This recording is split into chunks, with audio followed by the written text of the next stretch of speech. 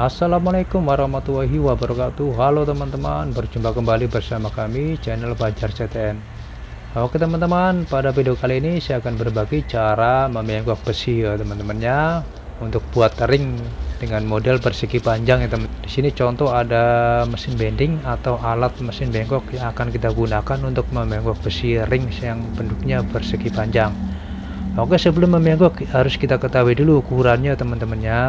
Contoh di sini nampak ya teman-teman. Di sana ada dua paku untuk patokan ukurannya. Di sini untuk ukuran persegi panjangnya dengan panjang 2 meter 40 cm ya. Bila ukuran besinya 10 mili maka ukurannya dikurangi 10 mili ya teman-teman ya.